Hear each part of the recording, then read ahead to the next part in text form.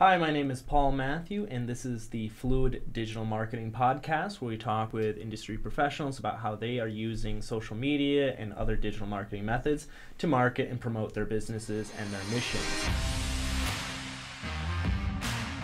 Today I have with me Will, and honestly, we've only briefly met a few times, so this is kind of an opportunity for me to get to know you better and what you do. So from what I understand, you have a podcast here at the same studio. I do. Tell me a little bit more about that podcast.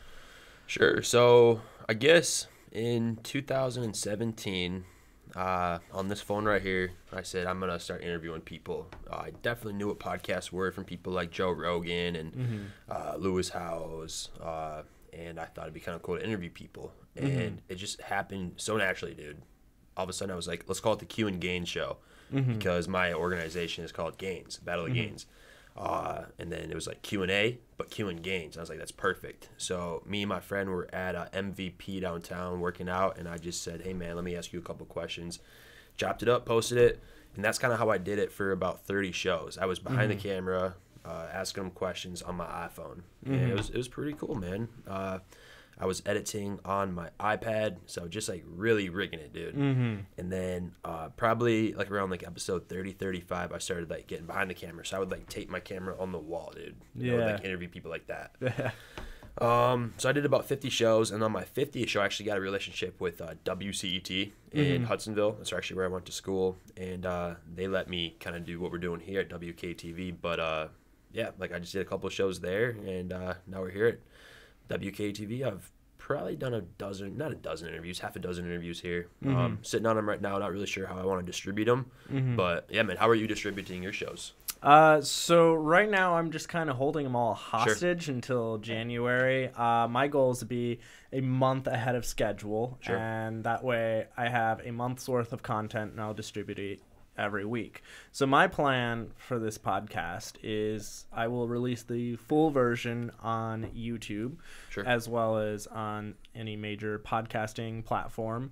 And then I also will be taking every show and clipping it out into about 5 pieces that are around 1 or 2 minutes in length, some really good points that are made, and then making those individual posts that I will be putting on LinkedIn and Facebook. And I'm considering putting them on YouTube, but I don't know, since I have the full YouTube video there. Still making that call yet, but definitely LinkedIn and Facebook is where I'm going to be posting them with links to the full podcast. That's smart. Maybe Instagram too. I've gone back and forth on Instagram. I have a certain aesthetic with my Instagram because I do photography as well. And so my photos are, I want to keep a clean looking photographer type grid. And so tying in my business and my marketing stuff, it just wouldn't really fit there. So I'm figuring out how to utilize Instagram and maximize it, but also keeping a nice color style and grid look. So do you what platforms do you work with? I'll be honest, man, my favorite is definitely Facebook. I did a lot of like videos on Facebook, and what I would do is I would put like the podcast, or we've done vlogs, and I would put them on both YouTube and Facebook, and there was just a bigger audience on Facebook. So I found that the fundamental difference between YouTube and Facebook is it's really easy to quickly reach a large amount of people. And I also spent a lot on Facebook ads. I probably spent like $10,000 on Facebook ads over the last couple of years. I'm not sure how much I've spent on it. Not quite that much yet, but I'm working towards that. But then YouTube, it's much slower, and you get less people, but there's more equity to be built on YouTube. Facebook, it's there, it's big, and it's gone, and it's buried, and it's done. It's not relevant anymore. YouTube, it's a search engine rather than a social media platform, so it has a lot more value long term. And if you do have something that eventually goes viral and you get lots of people following your YouTube, then all those other videos start to grow in views as well. So it's a really good investment, but I myself have to go and capitalize on YouTube more. I use it, but not very well. I'm not really taking the time to write proper descriptions and metadata, and all of that. But that's something I want to improve upon as I go forward into 2020. I would love to figure out YouTube. Yeah. Yeah, and because it is really hard, and Facebook is more instant gratification. YouTube is more of an investment. Yep. So I totally get that. A big struggle I had too on Facebook was I built about 50 different pages, business pages. So I had the Q and Gain show, I had the Battle of Gains page, I had the Godly Gains page, a Financial Gains page, I had like a Gains University. My goal is to basically get it like in 50 different states, like all states, and have it be like Michigan Gains, Florida Gains, Texas Gains. So I had all these pages, man. Spent a lot of time with like the cover banner, taking like that state flag and like slapping the Gains logo on there. But it's hard to scale, obviously, 50 pages. So that was a huge mistake I made a couple years ago, was trying to scale 50 pages. All of that content with the vlog, with the daily gains, and the podcast with the Q and Gain show, and just all the content I was producing, I would produce it on like half a dozen different pages. And so none of them really scaled. You know what I mean? So that is something that I would say is important to have all your content come from one source. You know, if you're trying to scale, just scale one thing, and then you can come in here and try to build another page if you'd like. You know what I mean? That's good advice. When I had to make that decision when I first started too, I decided to go all in one. That's a decision I've sort of struggled with because I do weddings and I do business videos, so there's a lot of diversity in what I do, and I've been housing it all under one brand. And I named that brand after myself, which gave me a lot more flexibility. Instead of saying I'm businessvideo.com, then if I branch out to weddings or anything else, I would have to create a new page, a new brand, and that would just dilute it, as you're saying, and be just difficult to scale. So I made it more neutral. I didn't even say that I'm video or photo or anything else. I just put it media. So that way I have a lot of different directions I can pivot. One of the harder parts and downsides about scaling as a name, Paul Matthew Media, people think it's just me, like it's my name and stuff. So I have to kind of fight that conception as I go forward and be like, well, I'm a team, there's multiple people here, and just because Paul Matthew Media is hired doesn't mean Paul Matthew is going to be there filming or editing that project. So that is an uphill battle. What advice would you have for that, considering you kind of came from that opposite direction? I guess to be upfront with people and let them know you're not going to be there. You know, I've gone to like, who's the shark from Shark Tank that does a lot of different events? I don't remember what his name is. I don't really know the sharks. Sure, but I know the show, but I don't know the individual investors. But he was doing an event here in Grand Rapids, and I actually thought he was going to be there, and then obviously he was not. And, I think I did see some posts about that. He wasn't even there? Nope. Oh, wow. But you see all the time, a lot of people on, you know, doing the whole like real estate thing, coming here, they're going to teach you how to like take over the real estate market, but they're not actually here. They've got their team here. So I guess, you know, it happens a lot, but Grant Cardone, I don't know if you're familiar with him, but I'm familiar with him. He told a story in one of his books. I think it was Be Obsessed or Be Average, and he said that one time what they did was they made the tickets for the event like $10, dude, when it should have been like $1,000 event. And their philosophy was, this is going to be the biggest event, like most sold out event we've ever had. And he was speaking there. And it was like the least attended event, like the smallest attended event he's ever had. There's only like 15 or 20 people there. And he asked people like, why do you think this was not as full as it was like it was supposed to be? And they were like, because we didn't really think you were going to be there.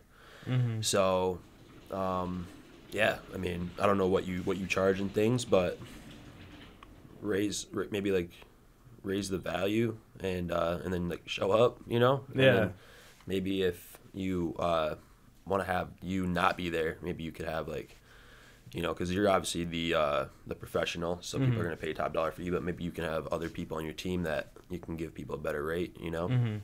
Yes.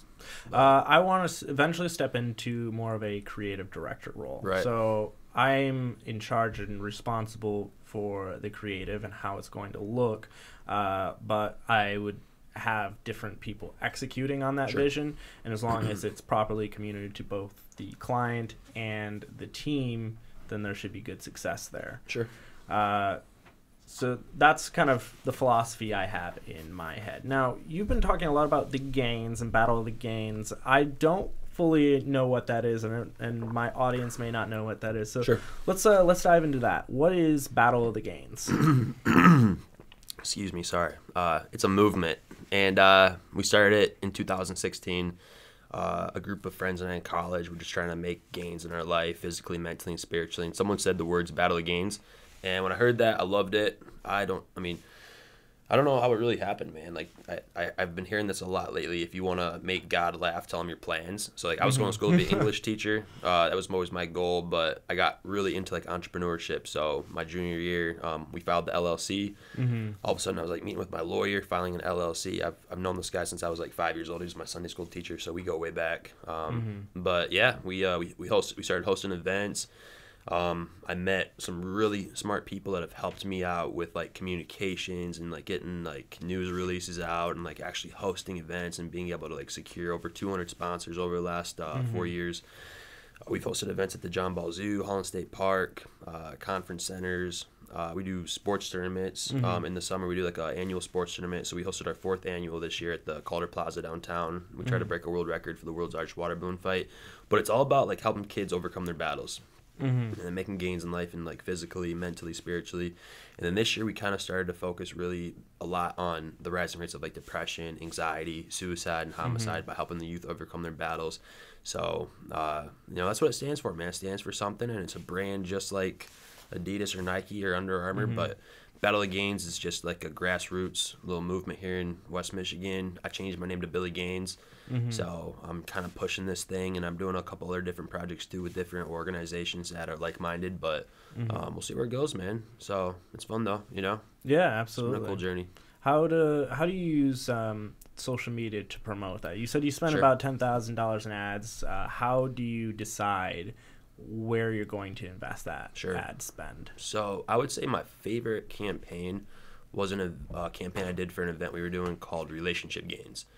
And the event was a panel discussion. So we had 6 speakers. One of them was about relationships with yourself. One of them was relationships with your career, with your family, with technology, relationships with the community, and relationships with the youth.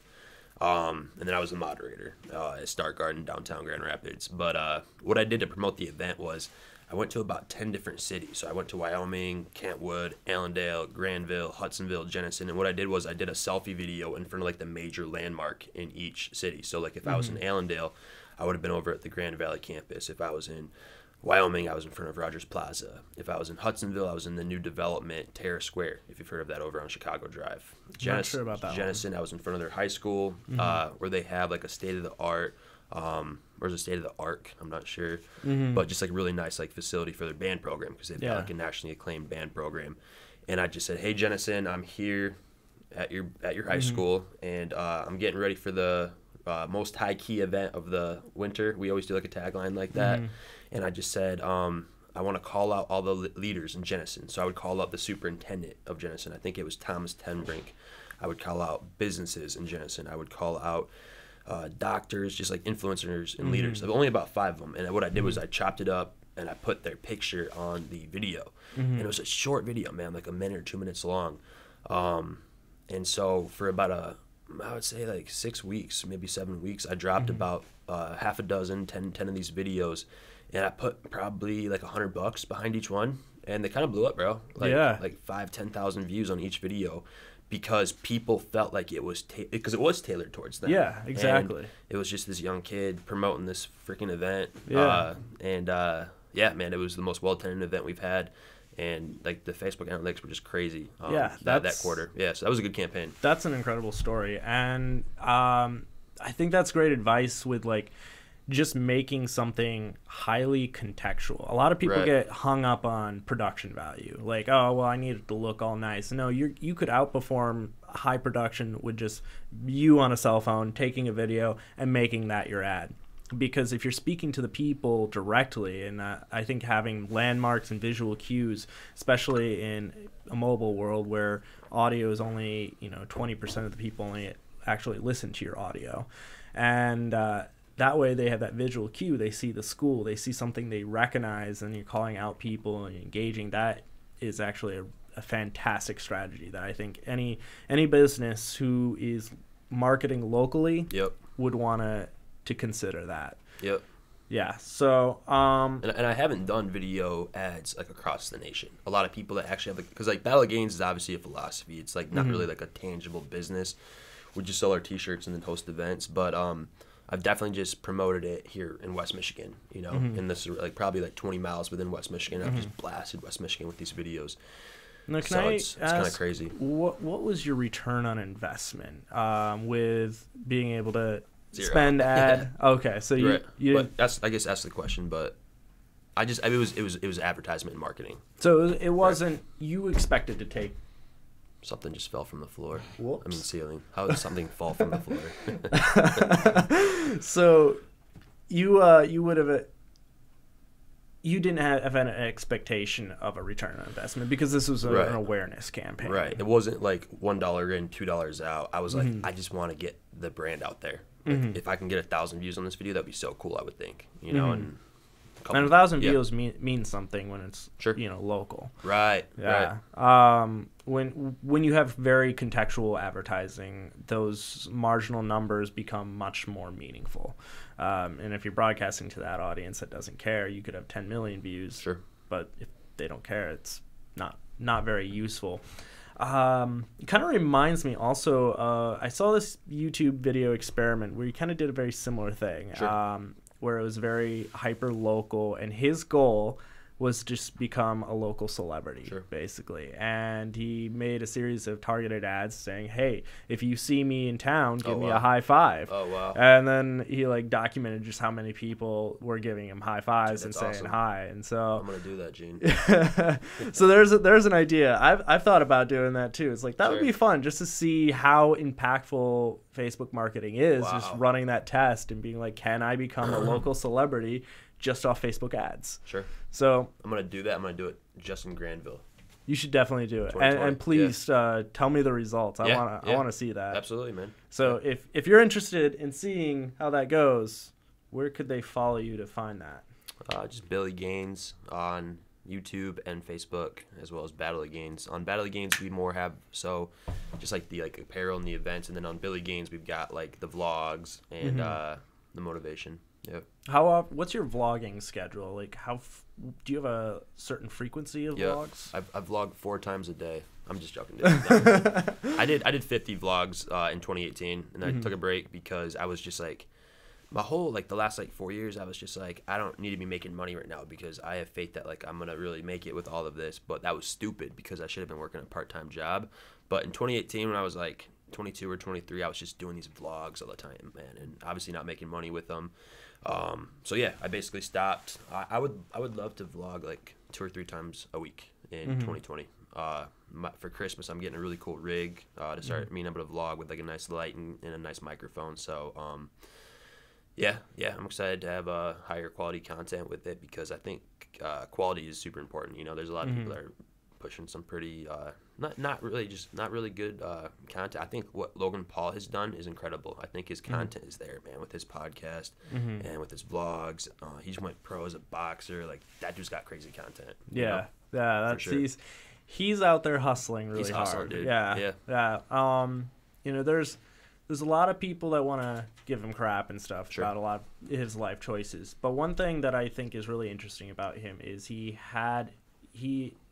has an entrepreneur spirit to him, and that he actually he's smart in the way that he took his brand and he made a business out of it. Because there are a lot of online celebrities that they get this huge amount of fame, they don't really know how to handle it, and then it just kind of fizzles out. They burn out, they disappear. So there's been a lot of people that have come and gone, and then there are certain ones that are able to harness that power and then create some profitability in a business around it. And so he would be one that I think has done a very good job at harnessing that. He went from a Vine celebrity from Ohio. Yeah, he's our age too, 25. Yeah, I think he's slightly younger than us. Okay. But so he took Vine following and then managed to convert that into a completely different format when he created his YouTube. Yep. And he retained that following and continued to build it. So I think that was a really smart move for him. Yeah. He told a really cool story about how in high school he had a leg injury or something. He was an athlete, he played football and was a wrestler, and he could not play sports his sophomore and junior year, and totally, I guess, devastated him. But what he started doing was he started stretching all the time. like crazy. And he's a big guy. He learned how to do the splits. So then he took that around the country and literally started doing the splits on like the Great Wall of China and like middle of like, you know, Madison in like Madison Square in New York and stuff. Is that New York? Yeah. But yeah, sorry, I'm a little tired right now. But no, man, he started doing splits and the videos blew up. So he basically just said, yeah, you just never know what's gonna happen in your journey, and there's a plan, you know, a grand plan or whatever. But that was kind of cool how that worked out for him, because he couldn't play sports, but then he learned how to do the splits, and then the splits videos basically helped him like go viral on YouTube. So that was cool how it worked out, you know. Yeah, coming back to what you said earlier, you tell your plan, and it's not going to work out how you think it will be. Exactly. So that's one thing that's been challenging as an entrepreneur. I'm trying to make like plans, but you know, I think Gary Vee has said before that your actions create the strategy. So it's really more about just doing and then figuring out the plan from based off what you did. Right. And so that I'm kind of a believer in that, and I think putting together systems and processes for how you can achieve things, but not really, you're not going to make a master plan, but you can control on a daily level what you're going to do to start to achieve those plans. Yep. No, systems are huge, man. With the events I've been doing, I had no clue what I was getting myself into 4 years ago, and I would be like crying like a week or two before the event because I needed to come up with like $5,000, and luckily we always pulled it off. But this year was the best year in terms of systems because I built a really sick team, man. So what we try to do is a 3-tiered event with the sponsors, the sports, and then like the family component to the event. This year we tried to break a world record for the largest water balloon fight. We had a basketball tournament, and then we were trying to get 50 vendors and raise like, you know, $50,000 to like $80,000 to pay for the event. So what I did was this girl Susan, she's been writing my like, you know, social media posts and news releases for the last like 4 years. So she's been with me. But then what I did was I hired this girl. I paid her I think like $500 a week to and I was like working at Olive Garden, like serving tables, making $1,000 a week, paying her like $500 a week. So just the grind, you know. Yeah, absolutely. But I paid her to be the follow up for all of my sponsors. So I would get a sponsor, and then she would be like sending them all the follow-up. MailChimp, she was running that. We had a CRM we built. My friend and I got like 3,000 or 4,000 business emails in there that we grabbed from like Facebook and Google, and we just put their name, email, and phone number. And then we got like 4,000 emails that we can send that are just in West Michigan saying, hey, you know, be a part of this event. So Nicole was awesome, man, and I literally could not have done that event this year because she was building like the maps for the event. And like once you get a sponsor, like it's not like you can just like not talk to them. You need to be like, this is how the event's gonna go. We need your logo from you so we can put it on the shirt. You gotta sign the application. Like there's just all these follow-up things. So she did it. So once I got a sponsor and they paid us either $500 or $5,000, she handled that. But then we had all of these emails, right? These businesses that were opening up the emails we were sending. So if we sent it to 3,000, maybe 1,500 to like 2,000, open them up. And so then we were calling them because they were technically a warm lead. They'd open up the email, so we would call them and say, "Hey, we saw that you saw the email. We were interested if we were wondering if you want to be a part of this event." So I was trying to make the phone calls, but there was just so many different things I was doing, and she was trying to make the phone calls, but there was just so many different things she was doing, so we couldn't do it. So I hired my buddy from AT&T to make phone calls for me, like 100, 200 phone calls a day. I paid him 50 cents a phone call, and then I would pay him like 20 or 30% or whatever it was for a $500 sponsorship. So he'd make you know, a couple $100. So it was cool, man. That was a good team. And yeah, that's like, awesome. You know, we had the whole campaign going for the event, and systems and processes for sure. You know, Yeah, you can't do all of those things by yourself. It's literally impossible. It's so huge. I'm trying to build a team myself. Right now I'm doing everything. You know, Right. a solopreneur until I can build the financial means to have a team. Sure. And now I am also working with another organization, and I just spoke with, he was on my podcast last week, and Who was that? his name's Remy Lubell. Okay. Cool. He runs a similar thing, an event-based business, Sure. where Tough. I'm just joking. It's a tough business, though, man. It is. He basically flies people out internationally. Wow. To go on these networking events for creatives. So it's designed for people who want to be influencers, they want to be photographers, videographers, and they book an all-inclusive package to go out to some really exotic, beautiful Bali. place. Sure. Yep, Bali was one of them. France in January, and they've got several others. But I've been helping with the processing in the back end, and it's a similar thing with the process. And we have different salespeople, and they have to follow up with the leads. So we started with an online influencer where that influencer shouted out that they're going on this trip, and they put in the information. So all of their fan base now goes to the website and applies, and so we get this pipeline of leads. That's our top of funnel. They come into it, and then from there we send them a brochure of which trip they want to go on, and then they can select the trip, and that's when we have a sales rep follow up with them, and that person gets paid a percentage of commission based on their sale, and if they were able to get them up. And there's we do offer discounts, and we work with people that can't necessarily afford the full trip, based on what else they can exchange in value. And so the salespeople get a little bit of a percentage bump if they can sell it at a higher price, to incentivize more sales, more commission.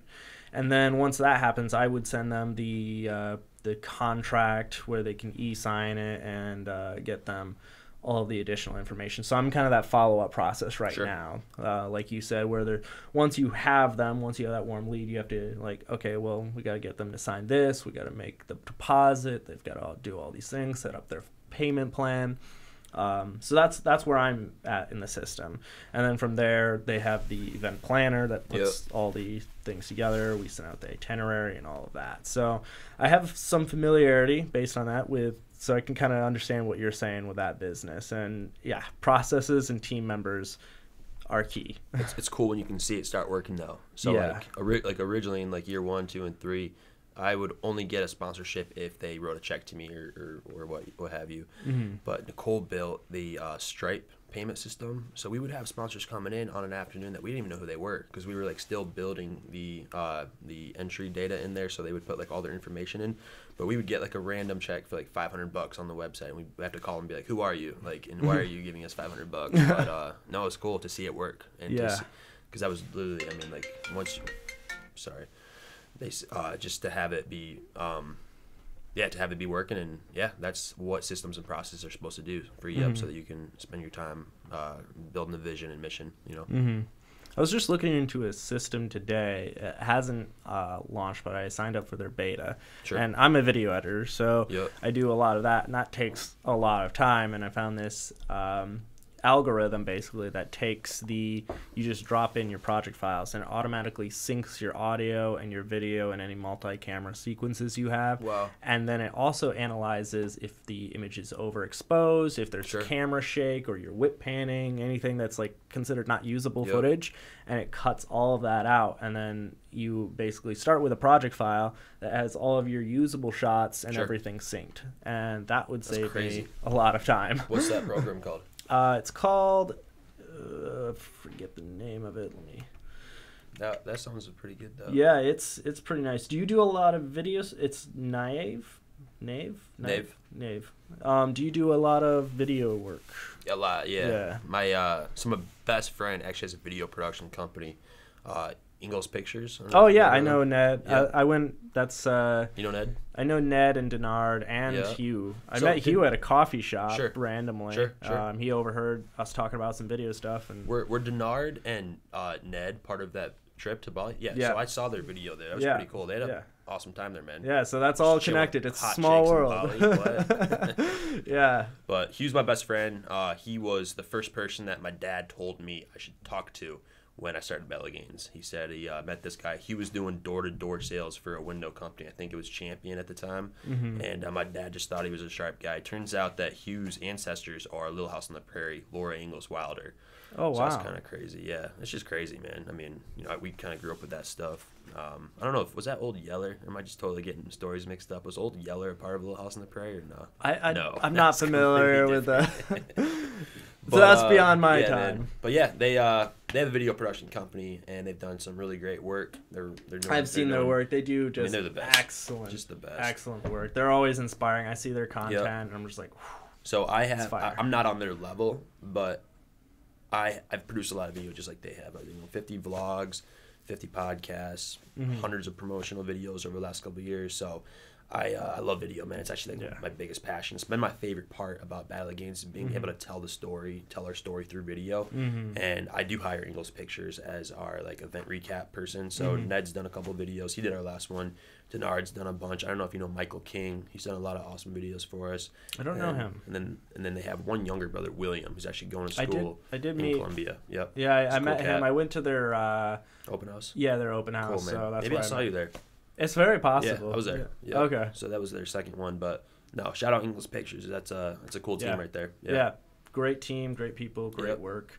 We should have you on the show though. He's a stoic man. He's not just the producer for the video production company. He's also the chair for the mayor's Millennial Advisory Board. He's a philanthropist with United Way and Catholic Central and different organizations. And I think he should run for governor or something. But I think he's just gonna run his video production company, and they just want to go to Hollywood. Yeah. So I'm like, all right, man, let's turn on the rebound. They're on the right track for that. Yeah. I'm really trying to scale my content production and for 2020. That's why I've started this podcast. Sure. That's gonna be one of the backbones of the content that I do. I also started doing vlogging as much as I can throughout the week, and then on Friday before I leave the office, I cut up a vlog and schedule that out to come out live on Monday. What do you shoot it on your phone or? I shoot on a mix of things. Okay. I use whatever is convenient. So I have my actual camera. What kind of camera you got? Sony A6500. Nice. You like it? Yeah, it's a great camera. Phenomenal. And I love that camera. I also have a GoPro Hero 7. That one I keep in my pocket because it's so small. It's smooth footage. And so if I need to vlog something really quick, I have access. Do you put a stick on it, or do you just hold the GoPro? I just hold it. Do you really? Because it's that smooth. Is it? Yeah. Okay. It's basically a built-in gimbal. Interesting. And then I also sometimes use my phone in a pinch. Sure. So I have a kind of a mix of 3 different cameras, whatever is convenient at the time to get that footage, and then put it together, add some music and all that. And so it's just kind of showing the process and the journey of building a business and what that looks like, and my goals hopefully to inspire other people and encourage people to go on their own journeys. So I'm trying to create a lot of value. Do you listen to Gary Vee? I actually got that book for my birthday last week, bro. It's called Jab, Jab, Jab, Right Hook. Jab, yeah. Right Hook. So it's a big book too, man. It's this big. I've not read the book. I've just listened to his podcast. Sure. But I am trying to put together a lot of jabs right now. Let's go. Yeah. And the podcast is actually a jab. For you, what is your right hook? My right hook is asking for video services. Right now, I'll be kind of focusing on weddings because that's where I'm going to go with January 2020 is really start to market those weddings, build out my schedule and my income from that, and then provide value in the business area of it. Because I have 3 cornerstones for 2020. There's education, opportunities, and networking. And so I'm doing networking through bi-weekly networking events, and then I'm hosting also bi-weekly workshops where I bring someone in to teach for a couple hours on whatever their area of expertise is, so that it's kind of a knowledge share. And then I want to be, as I grow my business, I'm going to try and provide more opportunities by hiring people. So those are kind of my ways of giving back to the community. Sure. It's awesome. Love that. You said education, networking, and opportunities. Yep. It's good, bro. Yeah. Yep. Love that. That's the 3 pillars for me. It's good. Yeah, so we're about out of time, so I'm going to wrap this up here. Dang, bro. I feel like we haven't even started yet. I know. It went by so fast. Yeah. You try to keep your podcast under like 20, 30 minutes, or what do you do? I try and keep it about 30 minutes. Usually ends up being about 45. Sure. And I know ours was... because I'm on your podcast next. Yeah. And I was supposed to start, I think, 15 minutes ago. So It's all good. yeah, we're flexible on that. But Sure. I don't have a super strict time. It's just kind of in that ballpark of a half hour Sure. is where I shoot for. What advice would you give to other podcasters to have a really good opening and the closer? Well, to be honest, I'm very new at this. Sure. How new? This is my 5th podcast. Awesome, man. Yeah. So, my opening right now is just kind of a standard, like, this is who I am, this is what the podcast is about, and then who my guest is. Sure. And then I just jump right into it. And then my outro would be just kind of recap. Sure. And who the guest is. But when it comes to the micro content, because that's the podcast is my macro content, and then my micro pieces are the little clips. For that, I have a methodology that I use for that, where I find something that's useful, good information, and then I take like the curiosity points, some statement that they make at any point in that clip that would. Like talking about that campaign or something. Yeah, like maybe start with, we got these results, like we did this, and then people are like, oh, how'd you do that? Sure. And then, so that's kind of the intro, and I go into a quick, like, 3-second splash, like, this is this podcast, and then it goes into the rest of it. So that's how I break out my micro. That's awesome. Who's your dream interview for 2020? Who would you love to interview? If you could interview anybody. Sitting right here. Probably Elon Musk for me. I served him at Carrabba's last night. No, I'm just joking. I would say Gary Vee, but he'd probably just trump everything I say. He would. He would run the show. Yeah, if you watch him and Grant, they definitely are totally alpha males trying to speak over each other. I don't think I've seen them together before. I gotta look that up. Sure. That would be definitely a battle of who's louder. Yeah, for sure. Yeah, I think Grant's definitely the Uncle G though. Gary's cool, but he's really cool. But I just think I think Grant's more valuable than Gary. Really, Gary does have obviously a ton of value, but it's not that he's less valuable. I've been able to relate to Grant way more, dude. Like way more. I haven't listened to a lot of Grant Cardone, so I'll have to listen to all him of his more. books, man, like 5 times each. Like it's just good. The 10x rule. Sell or be sold. If you're not first, you're last. Be obsessed or be average. Like Grant Cardone's got some awesome books. I guess I'll plug my book real quick too. I wrote a book a year ago called On the Rebound. So check it out, bro. I'll bring a copy sometime. Yeah, I've been also listening to. I haven't actually listened to the book yet, but I've been wanting to get it. It's Atomic Habits. By James Clear, I believe it is. So that I think is really interesting because that goes back to the processes and building habitual habits that are going to lead to your long-term success. And that's something I've been very interested in lately. We have another podcaster here named Michelle Steffes. You should check her out and have her on the show, man. She's all about habits and routines to make that'd be perfect. Be successful. So yeah, she's got a 5-week course that you can take, hit all your goals, and you can pick 5 categories, whether it's public speaking, sales, motivation, what have you. There's 100 categories you can pick, and then she sends you articles to read every day and motivational videos, and it's a 5-week program. And she's changing lives, man. So you should have her on the show. She local? She's local. Yeah. Wow, that's awesome. What's her name? I'm gonna have to look her up. Michelle Steffes. Michelle Steffes. Her company is called IPV Consulting, so it's all about integrity, people, and vision. It's pretty cool. That's great. I love you, Michelle. Shout out to Michelle. Shout out to Michelle. All right, so make that some micro content for Michelle. I'll take that, make it a little clip. Okay, well, this has been a fantastic podcast. I wish we had longer to talk, but thank you guys for tuning in. This is Fluid Digital Marketing, and today we spoke with Will about how you can use targeted ads, among other topics. There's just a lot of value here, so if you haven't checked out the whole podcast, I encourage you to do so. Thank you.